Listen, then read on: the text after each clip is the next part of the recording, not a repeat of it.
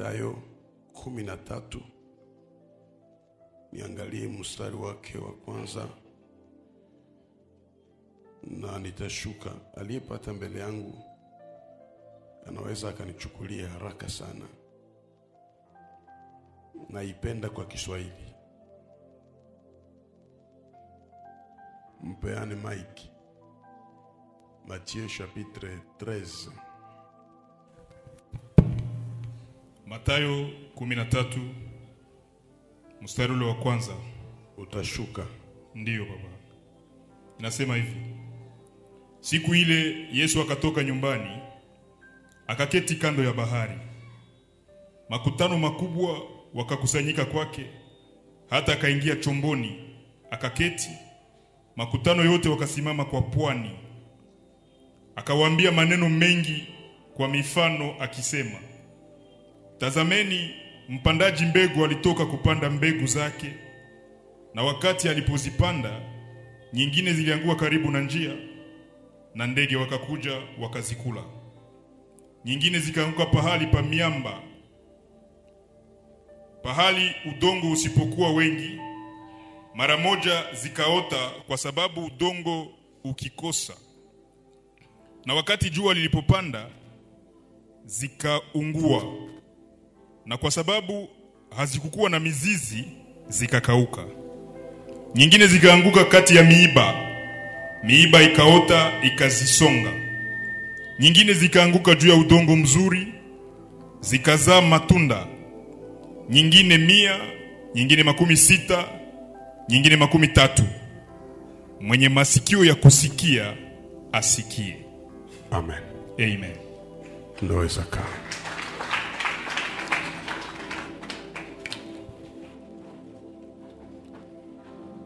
Ili somo ni nzuri ambalo tutaligawa katika sehemu fulani na tutaelewa mingi. Mhubiri wa ibada ya kwanza aligusia kitabu cha Kumbukumbu la Torati na akaongea kitu kuhusu kama hiki.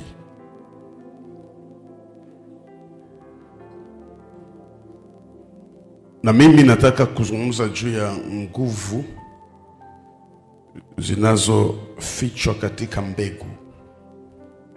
Nguvu zinazofichwa katika mbegu.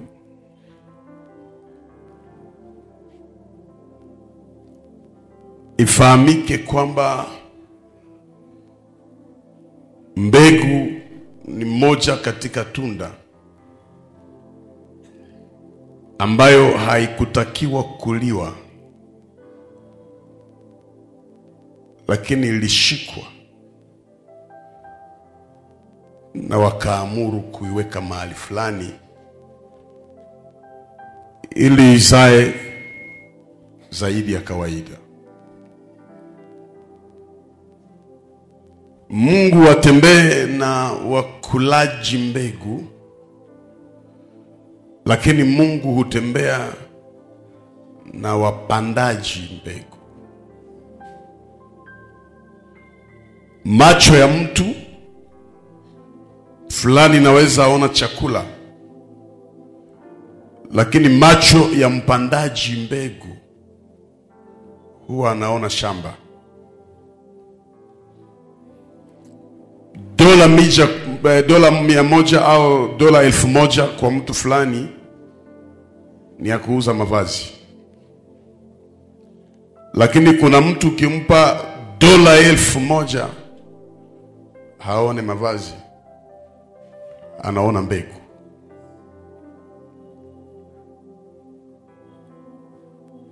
Kila tunachokula leo thamani yake imeisha. Lakini kile ambacho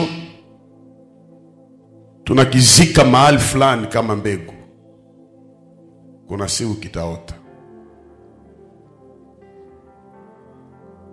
Asili ya Mungu ni mbegu, na asili ya shetani ni kupanda mbegu.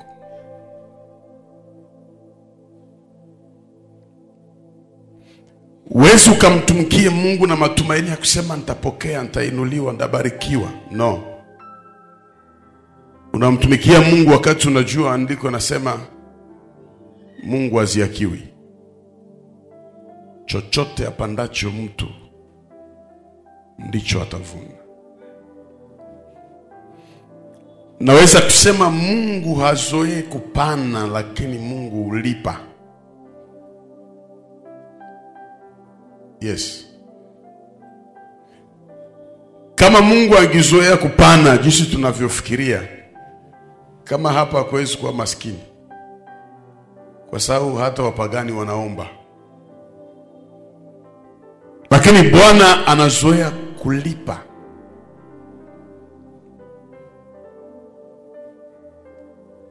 Hakuna kuinuliwa ya bahati nasibu. Hakuna upako ya bahati mbaya. Chochote apandacho mtu ndicho atakachovuna.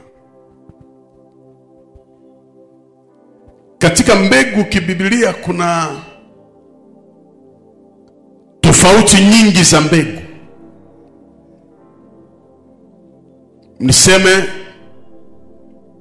maombi ni mbegu. Ili lazima ujue. Mungu anaweza kuwa hata kujibu maombi ya saizi, lakini anakumbuka ili ulioiomba, na Mungu anajibu. Manake hatutakiwi kuacha kuomba kwa sababu Mungu hajajibu. Kama utapata nafasi ya kuongeza tena kuomba, nakupa shauri, endelea kuomba. Maombi ni mbegu. Wanaposema chochote apandacho mtu, manake si kitu kimoja, ni vitu vingi sana. Na hakuna mtu aliishi maisha ya maombi bila kuvuna utukufu wa Mungu au bila kuvuna upako. Na wengine walivuna vitu vya kila aina. Lakini matendo mema au mabaya ni mbegu. Kila tendo mtu anapanda lazima atavuna. Vingine hautavuna mwenyewe, lakini hata watoto wako watafaidika ile baraka. Lakini maneno ya kinywa chako ni mbegu. Wale watoto nao wazaa, wewe unawapandia mbegu kwa maneno ya kinywa chako. Wewe unawatabiria mazuri. Itaota siku moja na wataanza ishi zile baraka.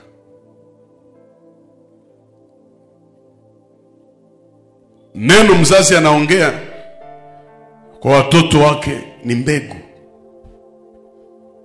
Na mtoto wako ataanza zungumza vitu vya Mungu kwa sababu wewe kuna mbegu ulipanda ndani yake. Tulipopokea habari ya msiba ya tate, binti wangu anaitwa Happy alianza lia. Lakini Samia akamwambia kwamba haupashwi lia, anarudi kwa Mungu. Na alishaeneza miaka ya kurudi kwa Mungu.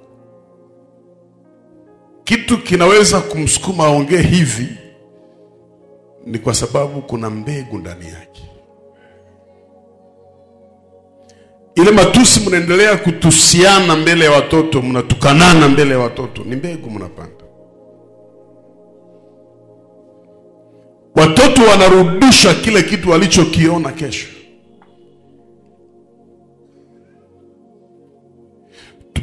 Unajua watoto wanaiga sana. Mtoto akitoka hapa anaenda France leo, hana hata maana ya kusoma Kifaransa, ataiga tu. Na kesho ataongea Kifaransa. Nimeshaletewa watoto wa miaka kama 4-5 hapa. Wawili wanasema, baba yao wanasema hawa watoto na mtoto wa jirani tuliwakuta wakifanya usharati. Waombe. Nikauliza mzee, nyumbani ni wapi? Kaenda mpaka nyumbani kwao. Nikaelewa sababu. Mzee yuko mchumba mmoja na salon.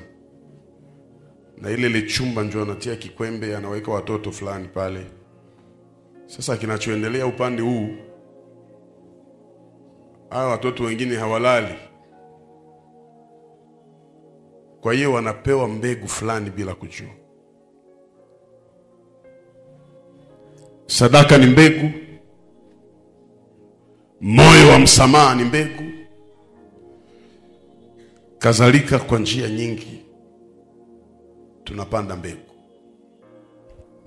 Lakini acha niseme hivi. Hautakuwa mkubwa kwa sababu miaka inaongezeka. Utakuwa mkubwa kwa sababu ulipanda mbegu za kikubwa. Kuna mtu aseme amen. Niulizie jirani yako, mbegu gani umepanda jirani?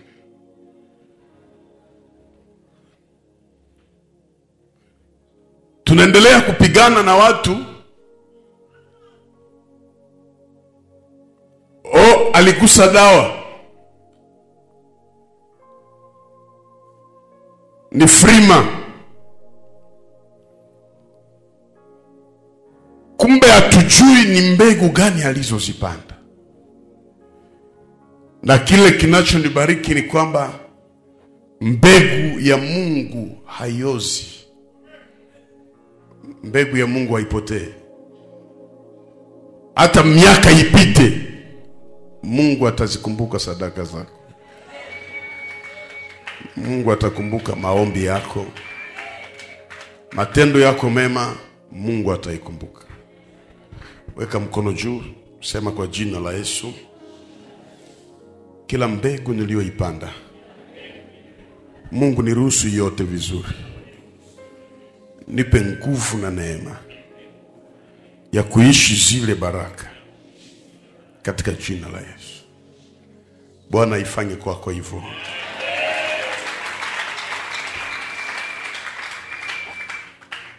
Etape 4 za mbegu. Etape ya kwanza ya mbegu tunaijua sote, lazima izikwe.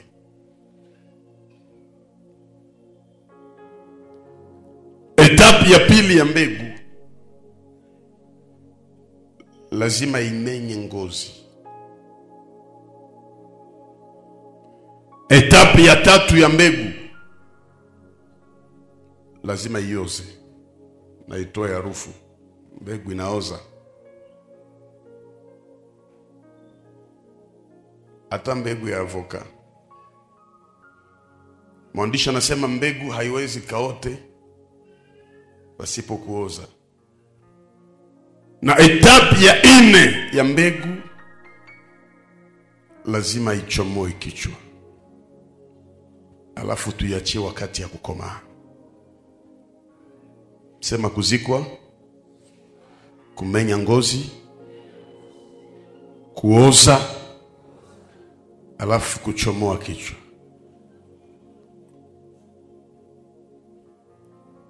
Zile ni etape ambazo watu wajue. Unapoanza maombi, unapotoa sadaka, ni mbegu. Na kama ni mbegu, uamini ulizika.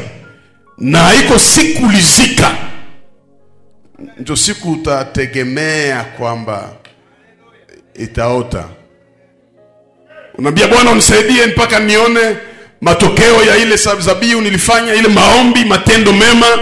Mungu anasema ni mbegu. Subiri. Kuna mtu aseme amen. Wewe unaanza lia, baba mbona nimeomba miaka, natoa sadaka miaka, nimewasaidia watu usiku na mchana, mbona siyaona baraka? Ile mbegu bado nachukua muda ndani ya udongo. Na mimi nakuhakikishia kuna siku utaiona. Wengine saizi ni maskini kwa macho tu, unasema huyu mtu ni maskini. Lakini katika ulimwengu wa roho, mbegu njoo haijaota. Kuna siku itaota. Kuna watu wameshapanda mbegu hapo. Nakwambia kuna siku itaota.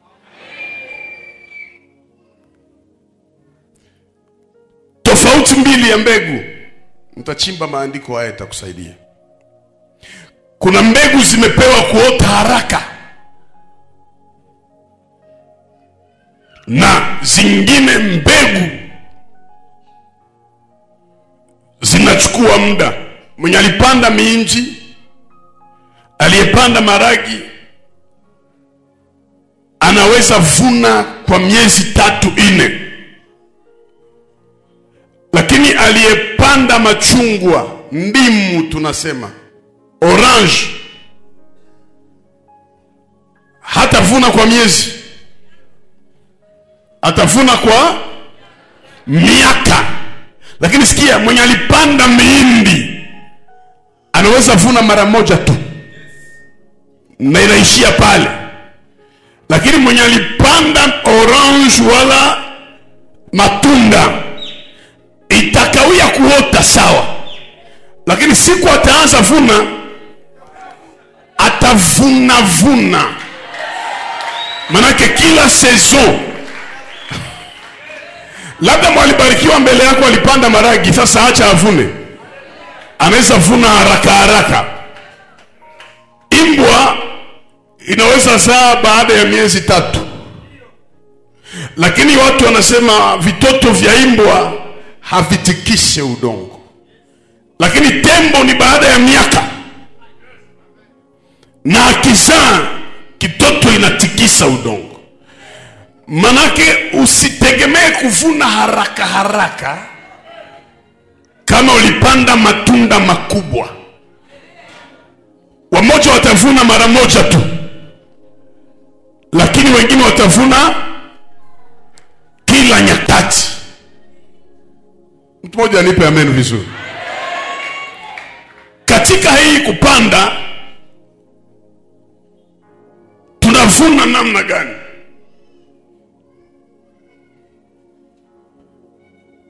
Kuna wakati unaweza panda mbegu na unasubiri upate ile mavuno ya mbegu iliyoipanda. Sasa Mungu yeye anakushangaza. Mbele ya kufikisha kwenye ile mavuno yenye ulipanda, Mungu anaanza kuonja bonisi zingine.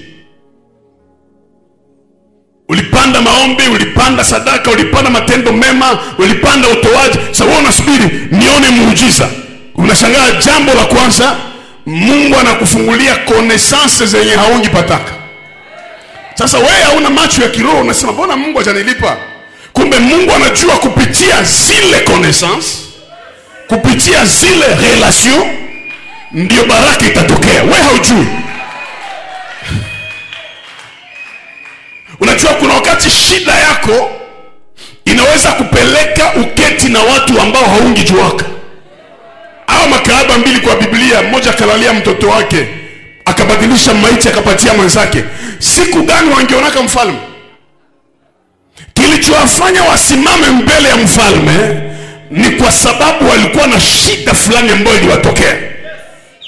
Sio kunaeleweka na mtu mmoja hapa. Wewe unaweza subiri Mungu aniinue, Mungu anitendee, nione baraka. Mungu anafunga mikono kwanza na kufungulia watu. Na Bwana akikupatia watu, kila unachokitafuta kinafichwa ndani ya watu. Bwana nimetoa pesa, Mungu nimeomba, mbona siyaona baraka? Kumbe Mungu aliona hewa ya mauti mbele yako, na Mungu alijua kufa utakufa. Kwa hiyo kabla Mungu akubariki, anakuzingira kwanza na ukingo wake. Wewe unaanza lia, tangu nimeomba Mungu mbona sijaona hiki? Kumbe Bwana anajua uzima ulio nao ni mkubwa kuliko kile kitu unachokitafuta. Nataka niencourage mtu mmoja asubuhi ya leo. Unaweza poteza, lakini kama hauyapotea, kila kenye ulipotezaka kinaweza rudia tena mara 7. Manake existence yako inashinda besoin zako.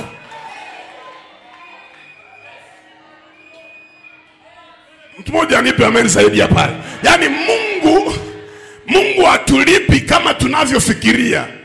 Anatupa na bonus kila aina.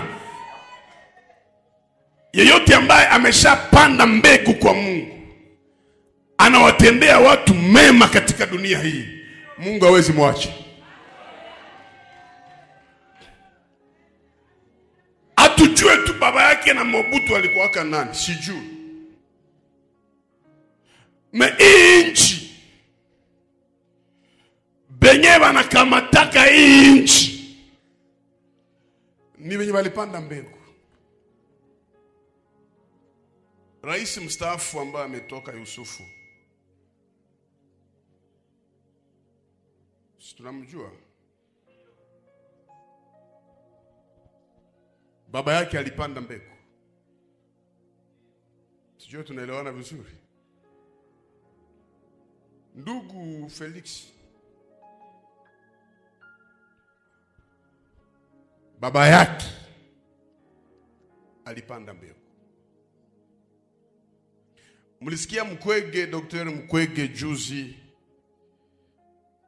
unasema una atafanya nini? Huyu anatoka wapi? Inaweza kuwa kupita kwa sababu haiko wakati. Lakini baba yake na Mukwege alikuwa mchungaji mwenye upako mkubwa. Na Bwana akamwambia, jina yako itatembeaka dunia nzima. Sasa mzee alikufa na jina haiko Goma. Nafikiri ilishia Bukavu au Kaziba. Memwai election, Prix Nobel, mtoto wake alitembeza jina dunia nzima. Ni bapumbafu ndio wanaweza sema Mukwege ni homosexual, Mukwege sijue ni hivi na hivi na hivi. Ni wapumbafu. Unajua watu wanaochafulana hawanaga akili. Mukwege ni mtumishi wa Mungu ambaye mpaka saizi ni mchungaji wa kanisa. Hakuna mtu mwanaweza kuwa mzima na akili mtimamu akuwa homosexual. Akose ni kiwerewere. Hata shetani haiko homosexual, kwa sababu hata mbustani ya Edeni nyoka ikufataka Adamu. Nyoka ilifata njoo.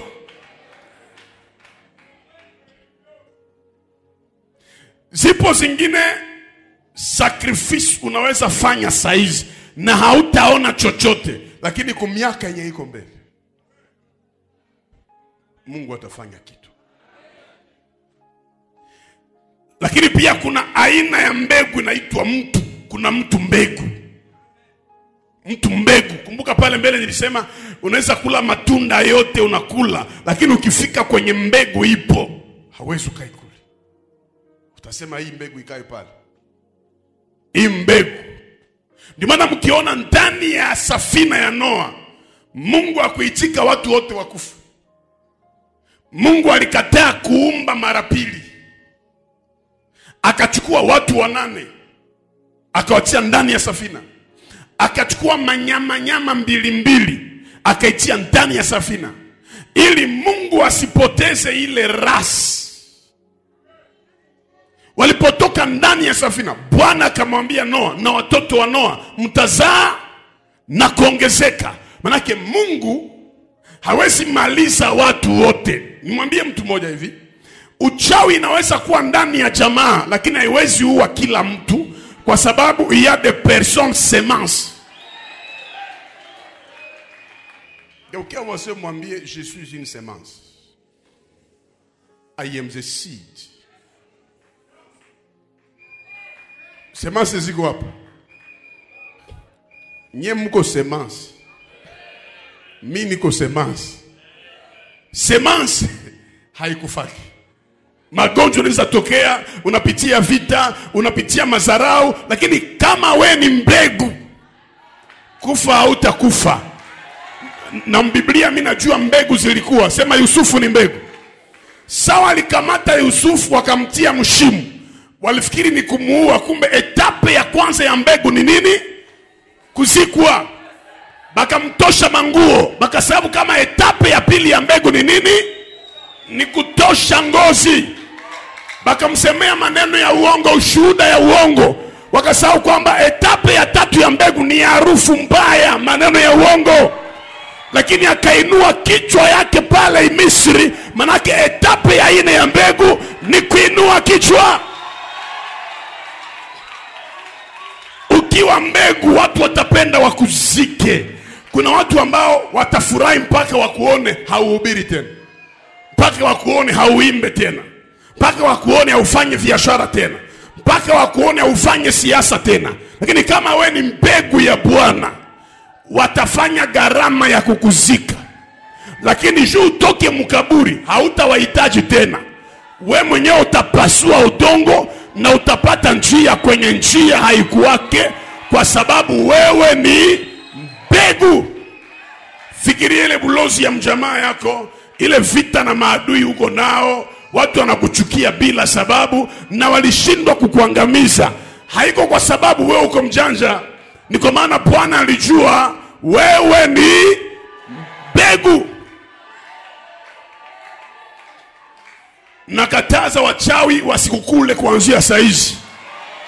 Nakataza accident isikuone kuanzia saizi. Nakataza magonjwa isikuone kuanzia saizi. Because I know and I declare you as a seed.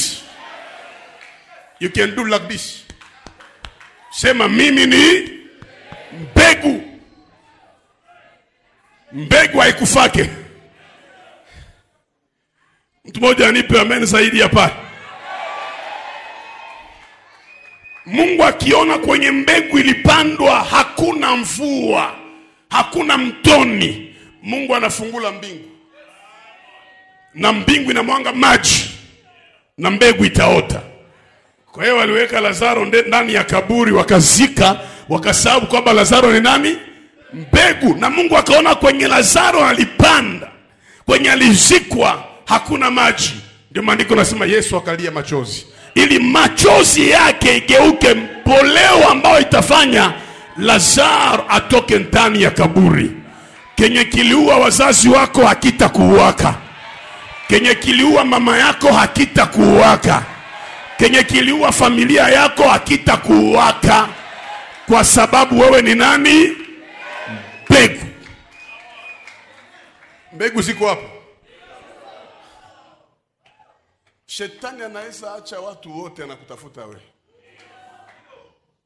kama wewe ni mbegu. Usiogope kuchafuliwa ushuhuda. Walio wa Mungu, Mungu anawatengeneza wenyewe. Walio wa Mungu. Aya. Mimi na imani Mungu yupo. Ndani ya kila uzao, ndani ya kila generation, Mungu huwa anapanda mbegu. Na ingia kwenye mafunuo.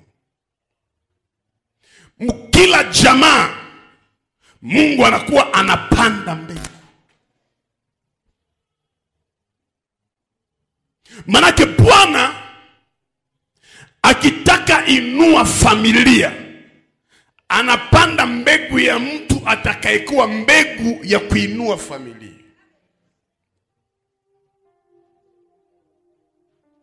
Et je crois que je suis une sémence dans cette génération. I believe. Naamini kile kitu. Niko mbegu. Manake unajua kile kinakupa fiere mu maisha ni kujua kama yote uko nayo ni Mungu amekufanya vile. Hauogopake. Unasema hata ile napotea si sawa, mwenye alinipatia yapotea. Mama moja nimewashuhudia, alifika kumdepo yake Bukavu inalungula. Yote inalungula. Mama akaanza imba furaha yetu itabaki ikiwa vyote vimetoweka. Wakamwambia unatoa ujasiri wa kuimba wapi wakati depo yenye kuna plus ya $20,000 na lungula. Akasema ni depo ilungula lakini Mungu hayalungula. Mungu yupo pale pale. Aliyenipa yupo pale pale. ni miaka 3 saizi, leo ni mbarikiwa tena zaidi ya kawaida. Yani wewe ukiwa mtoto wa simba lazima ukaze roho kwa kila utakachokiona. Hakuna esheke maisha, esheke yote ni preparation ya grandeur, ni preparation ya témoignage, ni preparation ya miracle. Kila mwenye alireisir kama ujue ni experience ya maensemble ya maesheke.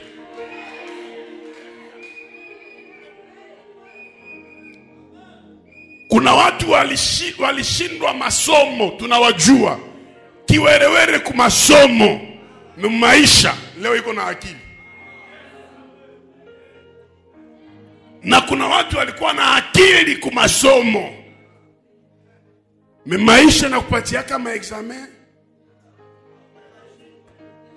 Zenye utaweka mkono yule mwamesie.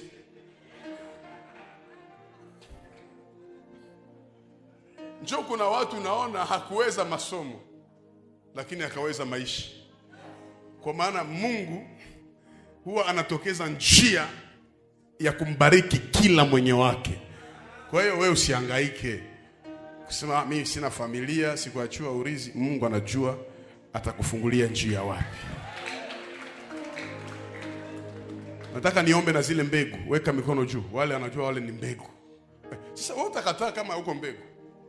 Na Sauli ingia mtumbu unawaza ilikuwa kitu gani? Sema Jehova, mimi Gabriel niko mbegu, na hii kizazi itaamini kwamba ni wewe uliyenituma. Tarehe ya leo imani yangu imeongezeka kwa kujua sitashindwaka tena. Mahali pote nitafika na impacte na influencer, kwa sababu mimi najua mimi ni mbegu. Mbegu mshipigie mikono.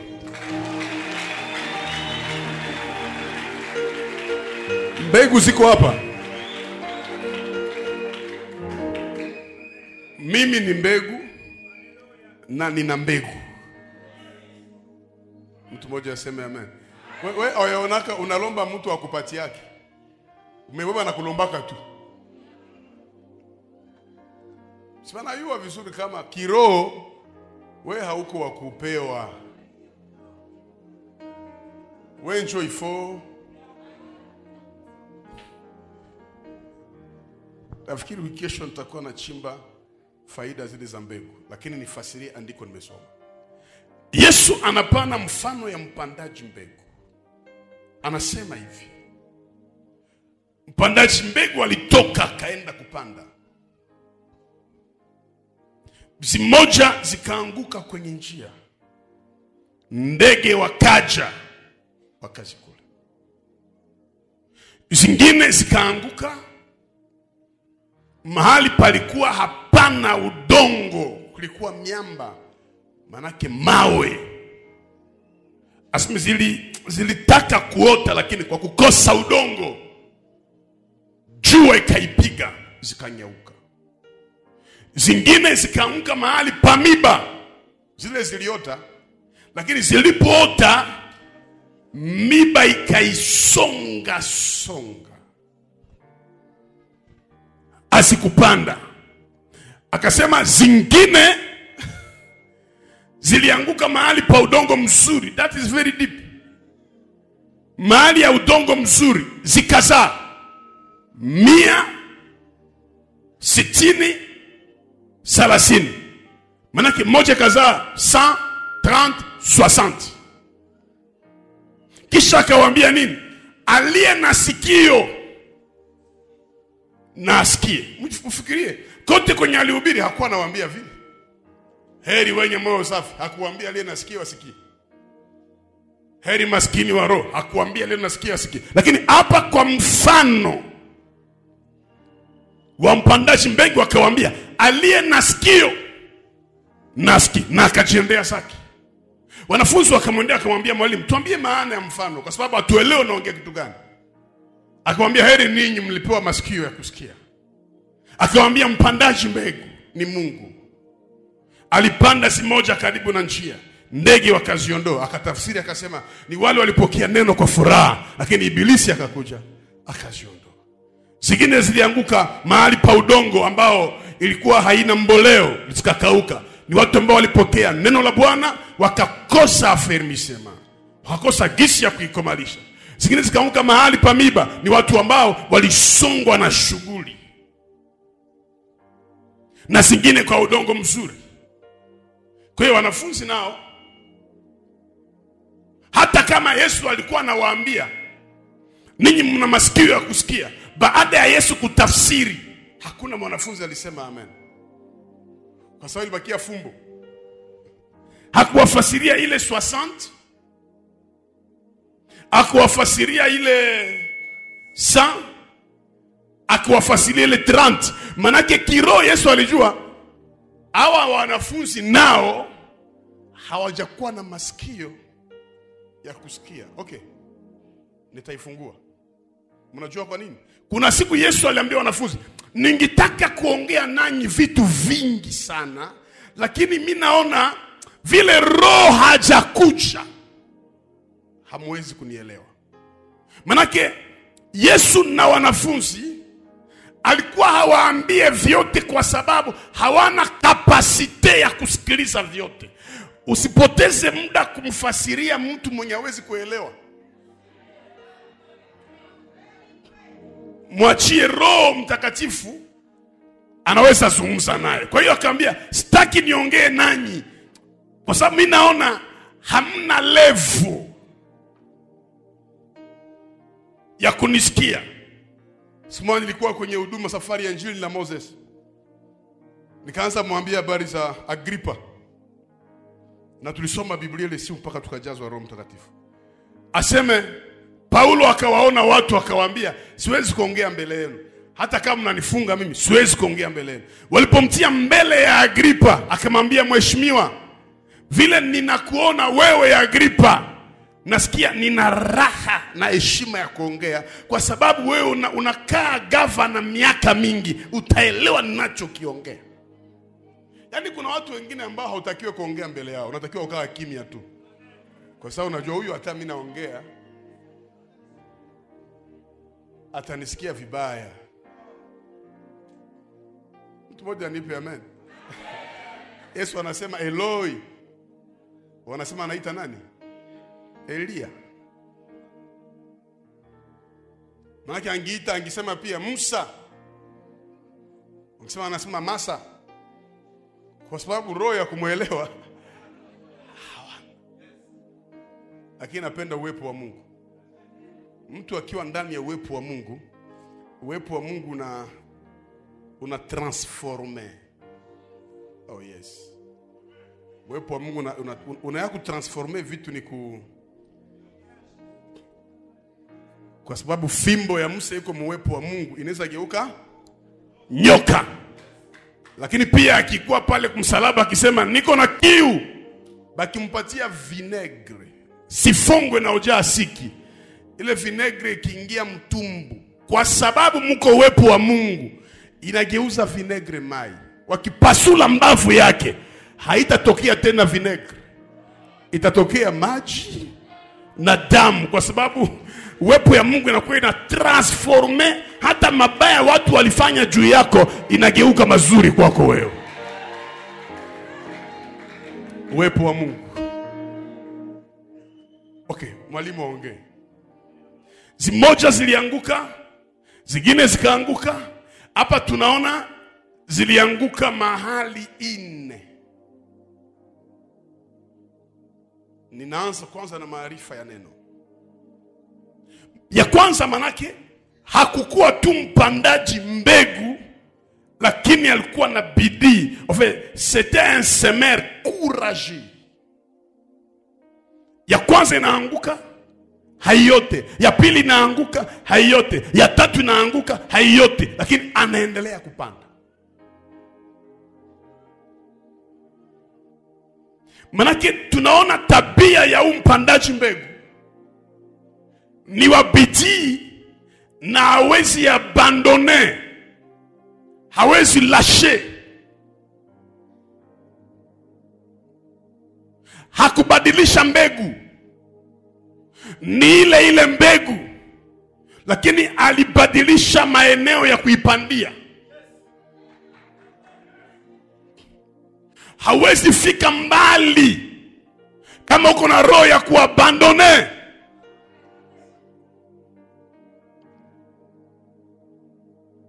Hawezi fika mbali. Deza ya fiançailles, uko na fille, ushamuzia matelefone, ushamuzia marobe, ushamuzia kitu gani, kisha anakia kuambia viishe, mwambie tutaendelea. Mwambie wazi kukuacha mimi nikuache. Unajua shindikana mwenye uko naye 10 ans, ulishamjua na ushamsaidia kidogo kuliko shindikana wa mpya. Bakia na shindikana wako. Unainvestiri mcommerce fulani, vitu vinataka tala. Yesu anasema hivi, kenye kinaweza sahaulisha mzazi machungu ya mimba ni kuona mtoto.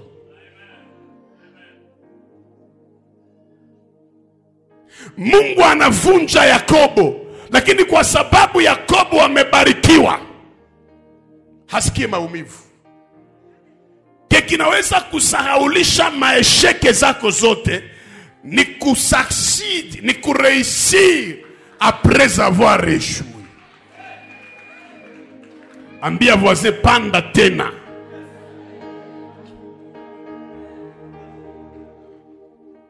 Unaanza business hapa iendeke, unaenda mahali fulani iendeke. Usibadilishe labda business, lakini badilisha mahali pa kuifanyia. Don't change your seed, but you can change your prophetic zone. Manake mtu hawezi kuwa mbaya fasi yote. Unamtendea huyu mema na geuka bumbafu kwako. Usiache kutenda mema, lakini badilisha wa kutendea mema. Mwalimu anaeleweka vizuri? Unapima, unafanya hiki na hiki na hiki, mtu anakuona wewe hauna akili sana.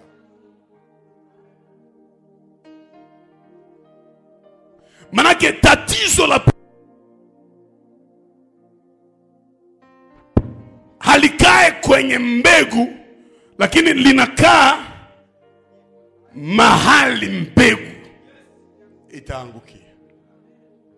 Kwa hiyo unapokuwa na mbegu, unapokuwa mbegu, maombi yako ni kumwambia Bwana, nioneshe mahali ninafaa kwa kupanda mbegu. Mwalimu anatafungua. Pa Petro banisikilize. Sasa ile siku hawakusikia kitu. Wakina Mathayo wanisikilize. Na mimi naona Yesu anaanza kumwambia mfuate pa. Mbegu ya kwanza Mungu aliipanda wapi? Maandiko yanasema kwenye njia. Ndege wakakuja wakaichukua. Kwanza tunaona hizi udongo iko 4 generations. Generation ya kwanza ndege alichukua. Generation ya pili haikuota juu ya kukosa udongo mzuri. Generation ya tatu miba iliisonga. Ya 4 ndio iliota vizuri. Tunaona generation ya kwanza ambao Mungu alipanda semence yake ni Abraham. Ni kizazi ya Abraham. Mnakumbuka vizuri kwamba ndani ya tumbo ya Abraham mlikuwa limbuko ya Mungu, mlikuwa sadaka ya Mungu. Na kuna siku Abraham alikwenda kufanya mfano wa kutoa sadaka, akalota kwenye ndoto zake, ndege wako wanaikula nini? Sadaka. Na Bwana akamwambia Abraham, kwa sababu ulisinzia, taifa lako litakwenda utumwani miaka 400. Nikasema zamani kwamba haiko sababu ya usingizi. Mungu alijua sadaka haiko ile Abrahamu alipenda kumtolea Bwana, lakini sadaka ilikuwa ndani ya viuno vya Abraham, Isaki. Ndio sadaka ya Mungu ndani ya viuno vya Abraham. Kuliko Abrahamu avumilie ahadi, akaitika Hagari, mwanamke Mumisri, picha ya ndege, akule limbuko ya kwanza. Ndio maana taifa lake litakwenda utumwani miaka 400. Manake Abrahamu alishindwa kwa sababu ndege ilikula mbegu. Na ndege ikikula mbegu lazima itaruka. Ndio maana baada ya Hagari kuzaa na Abraham alikimbia, kwa sababu ni ndege, lazima ajiendee zake. Kizazi cha pili ambayo walipokea neno kwa furaha, lakini walikosa kabisa udongo mzuri, jua ikawaangamiza, ni kizazi cha manabii. Walipokea neno wakakipenda, lakini vita vya huduma mpaka wakashindwa huduma. Wengi wao wakashindwa. Kizazi ya tatu ilisongwa na miba, na akasema Yesu, ni shughuli ya dunia hii, ni picha ya Sulemani, picha ya Daudi, ni wafalme Mungu aliwainua, lakini shughuli za dunia zikawasonga. Kizazi cha 4, udongo mzuri pia ni Yesu Kristo peke yake, ambaye anaitwa mtu wa 4, simba wa kabila la Yuda, ambaye ukisoma Biblia vizuri, ndani yake mmezaliwa 100. Sema 100 kwa 100. Mimi na wewe tuko ndani ya kizazi ya 4, ambao alisema hapa duniani mtapokea 100 kwa 100. Ndani yake mkazaliwa 30 au 30 au 30. Yuda akamuuzisha kwa vipande 30 vya fedha. Ndani yake mkazaliwa 60. Manake mtoto wa Dani atakuja na picha ya 666 kwa jina la Yesu Kristo. Lakini kizazi ya kwanza ni ile ya 100 kwa 100. Ndio kanisa mimi na wewe hapa kudunia, 100 kwa 100, na mbinguni tena ni uzima wa milele. Niulizie ndugu yako, wewe uko mkizazi ya ngapi? 100 kwa 100 mnajua maana yake? Kuna watu wanawadanganya eti 100 kwa 100 ni kuteseka 100 kwa 100 tena ubarikiwe. No. 100 kwa 100 maana yake ni accomplishment ya kila revenue uliwazaka. Amunisikie vizuri. Mbele wende uishi uzima wa milele, uko obligé uishi kwanza kila ndoto. Angalia, usipoishi ndoto zako, maisha yako tabakia ndoto. Maana mimi sitaki kwenda mbinguni na siaishi wenye 100 kwa 100. Ulisema utasoma, ukasoma ukamaliza. Ndapata kazi, ukapata kazi ukamaliza. Ndazaa watoto 38, ukapiga 38 ukamaliza. Watoto wangu watakuwa ministry. Maana unakufa na ulishaona. Mungu aitimize kwa mtu wa imani tarehe leo. 100 kwa 100 kwa tafsiri nyingine ni accomplishment ya mission yako hapa duniani. Mpaka wewe peke unasema tout est à. Unaishi 100 kwa 100 au unaishi 10 kwa 100?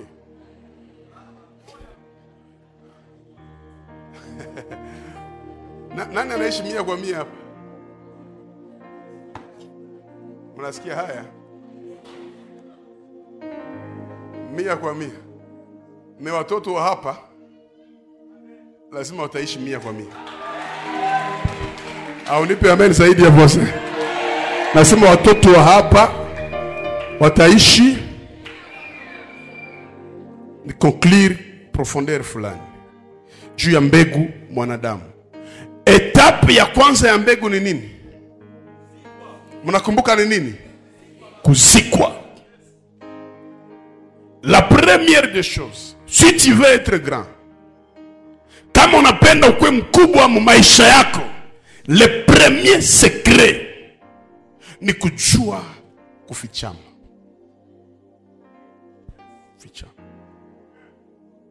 Fichama. Usijifanye visible sana. Kila mwenye Mungu aliinua alifichama. Musa alifichama 3 mois, mama yake kamficha Farao asimuue. Akatoka akaenda fichama 40 kule Madian kwa Jethro. Musa alifichama. Daudi wakati wanakia tafuta ndugu zake pale wampake mafuta, hakukuwa nyumbani, alikuwa anafichama kwenye kazi. Na kitu kitakachoua Goliati haiko epe yenye iko naonekana, nilijiwe yenye ilikuwa inafichama mujibesiere. Eti alilokota mawe tano c'est fort. Mawe 5 akaitia mujibesiere. Mnajua jibesiere? Ndaha. Na ile jibesiere ya Daudi haiko zile ndaha za kushona na no, kuna vitu vinashona, sijui anaita nini. Mimi nimeshaviona vya mpori vile wanashona. Sasa ile ya Daudi ilikuwa inashonwa na ngozi ya simba. Nyamjue. Wataalamu wanasema alipoua simba na dubu, ile simba njoo alipasulaka ngozi akajenga ndaha. Na ukifanya ndaha ya queer, ujue inakuwaka na kivukutu sana. Manake alipoweka ile majiwe mule ndani, moto yenye ilikuwa mule ndani, kivukutu ilikaushaka kwanza ile mai ya ile majiwe, ili akiweka kumjareti vizuri isitereze, iende mpaka ipige Goliate na ingie mu inchi ya ahadi. Na ilikuwa mawe ngapi? 5 ikawekwa mujibesiere. Yesu anakamata mitume wake wote, lakini 5 alitosha kumai.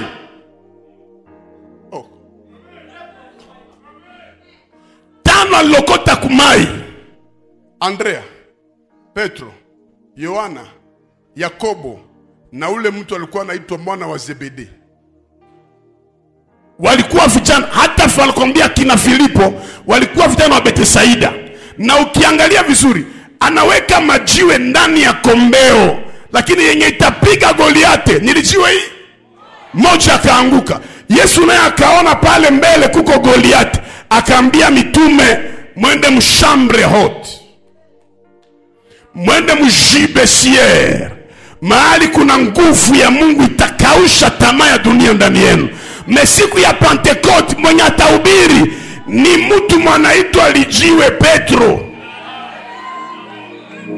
Manake hawezi kuwa grand kama ujue maisha ya kashtwa. Geukia voisin mwambie, fichama, unaonekana sana, fichama.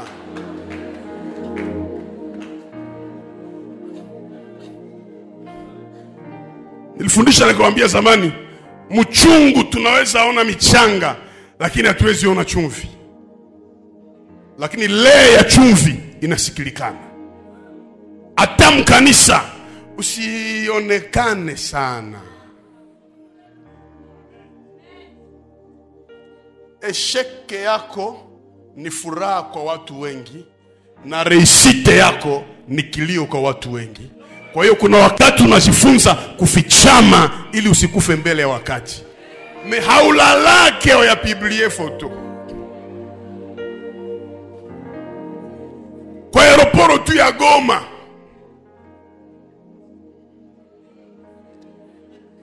kisha natia kustatu nasema Goma va me manquer. Kumbe unaenda Kalemi. Maki we uko tu kufrite snap, ni usenzi sana. Unauza tu kagari ushakasegamia, sio naandika na bado. Walio navyo hawavioneshi. Hata binti, nawaambia tu, hata binti wenye meumbwa sijue na mwili mkubwa sijue vikalio, huwa anatembea na haya, hataki vionekane. Anatembea kwa aibu pole pole. Kumenya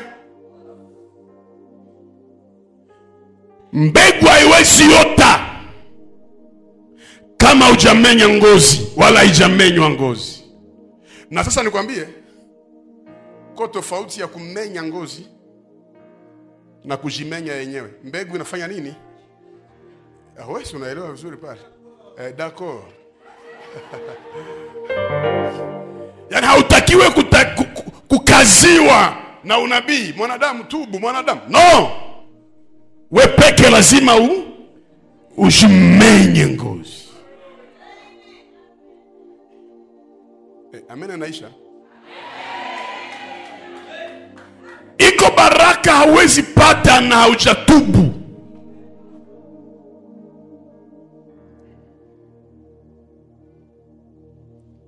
Uliiba mali ya watu. Pale ndio kuko magumu. Nilikuwa niongea na ndugu fulani juzi. Kuna dhambi za kutengeneza tu na Mungu peke yake. Na kuna dhambi lazima utengeneze mtu. Yaani hata ukienda kwa Mungu anakuambia hapana. Wende ona uli. Niulizie ndugu yako, ushatubu? Mimi si kwake d'accord na mtu mwenye ulisha critiquer pendant 2 ans, 3 ans, alafu nakia na machafu. Njoo vile nasikia tu papa unisamehe. Rudia tena udemantir kote kwenye ulipitaka kama venye ulikuwa wako unasema nisamehe. Na mtumishi wa Mungu anaweza kusamehe, lakini Mungu wake haitiki dharau au uongo kwa maisha ya mtumishi wa Mungu. Watu wengi hawataolewa hapa juu ya kinywa. Wengi hawataolewa juu ya hii kinywa. Umenisema, unanichafula, unafaki, unataka na unapenda tena mimi kuombea ubarikiwe. Mungu haiko vile. Itakuwa inageuka laana. Wengi sana. Maarifaje takia makanisa wataolewa tu na kuna chumula macho sa chura. Unasema akose mimi na mikoshi, hapana. Kinywa. Inauma sana kumnenea mtu uongo au kumwazia vibaya au kumtungia jambo fulani. Inauma sana.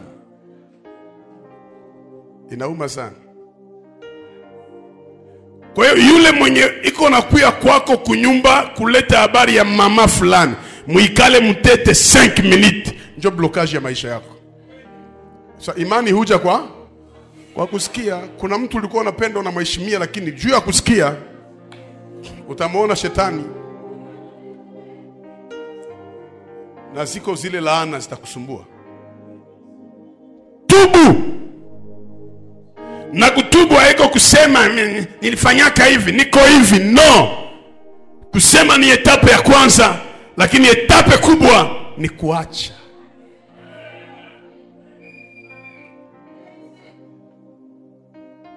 Nasikitika kuona mtu anaweza kuwa mlevi wa pombe na atetee pombe.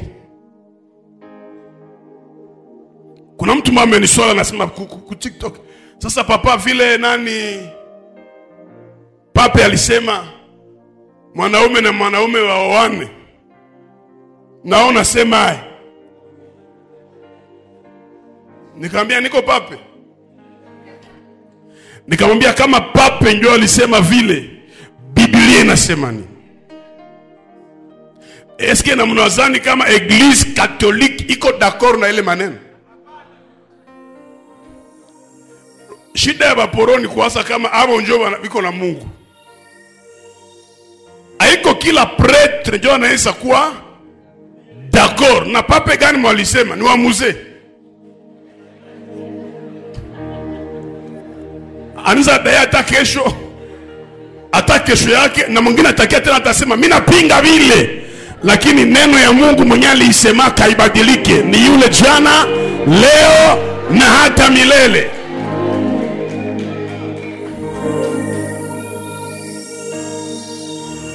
Mungu hataki uitetee maovu. Basi usharati ni nini? Haiko probleme, utakufa nayo.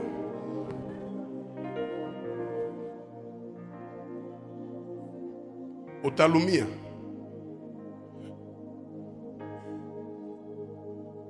Utaenda zini, kumbe unazini na mfumu. La jeune garçon, haiko kila vage ndio mtu anaweza ingia ndani. Vage ya kahaba, mwili wa mwanamke kahaba mwenye anachanga maji ya uzazi ya huku na huku na huku, ukiingia ndani unatoka na mikoshi. Amoyo wake vage ya femme mariée, ukiingia ndani, nguvu ya dote ya bwana yake inalaani maisha yako.